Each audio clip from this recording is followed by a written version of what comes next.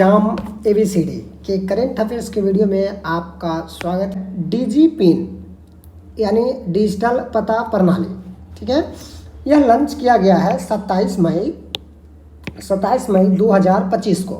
यह 10 अंकों का एक अल्फा न्यूमेरिक कोड होगा, है ना, जो कि 4x4 मीटर ग्रिड का होगा। यानी 4x4 देखा जाए तो टोटल कितना 16 मीटर स्क्वायर का एक ये ग्रिड रहेगा, मैंने एक नंबर प्लेट रहेगा जिसमें ये 10 अंकों का एक नंबर दिया जाएगा।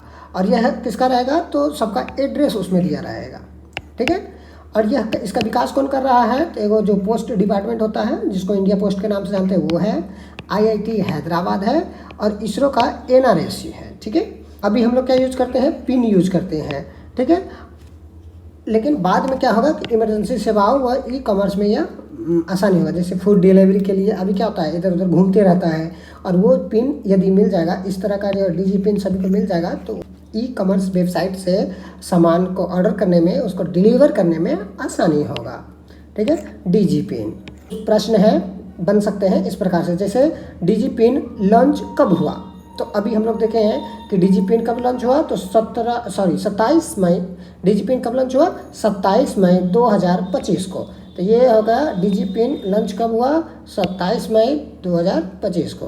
DG पिन का विकास किसने नहीं किया है तो याद रखिए, IIT हैदराबाद किया है, इंडिया पोस्ट किया है, इसरो और NRSC किया है, DRDO नहीं किया है। तो ये हो जाएगा नहीं किया है। अगला है कि खाद्य तेलों पर सीमा शुल्क में कटौती किया गया है। जो क्रूड ऑयल या सोयाबीन ऑयल या सनफ्लावर टैक्स लगता है, शुल्क लगता है, ड्यूटी, उसको 10% से क्या कर दिया गया है, कम कर दिया गया है। इससे क्या होगा कि हमारे यहाँ जो तेल आता है, खाने का तेल, एडिबल ऑयल, वो क्या हो जाएगा, सस्ता हो जाएगा, ठीक है। घरेलू रिफाइनिंग को बढ़ावा मिलेगा, ठीक है। चलिए, ये इंडियन एक्सप्रेस का न्यूज है। इसका प्रश्न क्या बन सकता है तो कटौती कब लागू हुआ है तो ये लागू हुआ है कब 12 जून 2025 से। दूसरा है कि इसमें जो कटौती यानी डिस्काउंट का मुख्य उद्देश्य क्या है, एडिबल ऑयल पर भी जो ये पाम क्रूड ऑयल ये सब पर जो घटा दिया गया सीमा शुल्क कितना 10%। तो इससे फ़ायदा क्या होगा तो इससे फ़ायदा होगा कि कीमत नियंत्रण करने में आसानी होगा। अगला है कि RVNL यानी रेल विकास निगम लिमिटेड, ठीक है, इसने क्या किया है, रोसाटोम SMR के साथ समझौता किया है। क्या किया होगा तो ये नाम से पता चलता है कि रेल विकास निगम है तो रेलवे से संबंधित कुछ काम होगा। तो मैक्सिमम 300 से कम ही रहेगा या 300 के बराबर, ठीक है। तो रेलवे को ऊर्जा में आत्मनिर्भर बनाने के लिए आप लोग देखते हैं कि रेलवे जो भी चलता है 25,000 वोल्ट पे चलता है, ठीक है। तो उसके इलेक्ट्रिसिटी यह खुद से डेवलप करेगा, रेलवे अपना एनर्जी खुद से डेवलप करेगा। ये PIB का न्यूज़ है 15 जून का, ठीक है।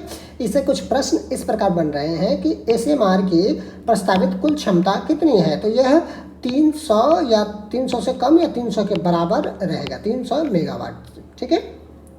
चलिए आगे हम लोग देखेंगे कि साझेदारी किस देश की कंपनी के साथ है तो यह रूस की कंपनी है। जो रूस की रोसाटोम ने SMR परियोजना पर हस्ताक्षर किया है, ठीक है।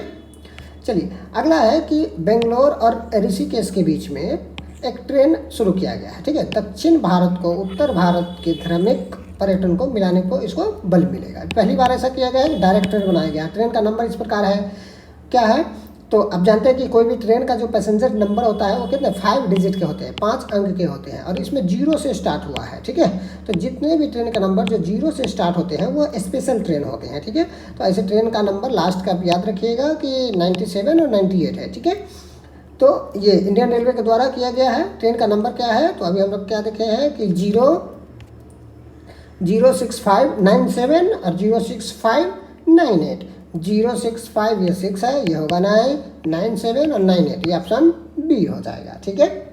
चलिए दूसरा है इसी में प्रश्न कि यह सेवा किस उद्देश्य से शुरू की गई है तो यह सेवा किस लिए शुरू किया गया है तो धार्मिक पर्यटन व संपर्क के लिए, ठीक है।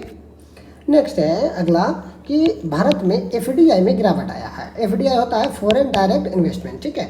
तो विदेशी लोग क्या करते थे इंडिया में मतलब पैसा लगाते हैं, मतलब अगर इंडिया लगता है कि इंडिया की ग्रोथ ज़्यादा होगी तो उसमें पैसा लगाते हैं। तो अभी क्या हुआ है, प्रत्येक साल ज़्यादा पैसा इंडिया में लगाते थे, लेकिन इस बार इंडिया में क्या हुआ है कि इन्वेस्टमेंट में कमी आई है।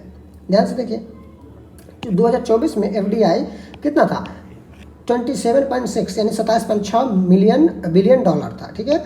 1.8% का गिरावट हुआ, ठीक है। ये जीडीपी का अगर हिस्सा में देखें तो 2.3%, 8.8% था, लेकिन अभी कम गया है, ठीक है। तो निवेश आकर्षण पर ये मतलब ऐसा माना गया है कि जो ये चिंता की वाली बात है। ऐसे हमसे पूछेगा कि कुल 2024 में भारत में कुल एफडीआई कितना रहा, तो 27.6 रहा, 27.6 बिलियन डॉलर। जीडीपी में इसका हिस्सा कितना था, तो इसका जीडीपी में हिस्सा कितना था, 2.3%। सभी का आंसर लास्ट में दिया गया है, आप चाहे तो स्क्रीनशॉट ले करके आप इसे मिला सकते हैं। धन्यवाद।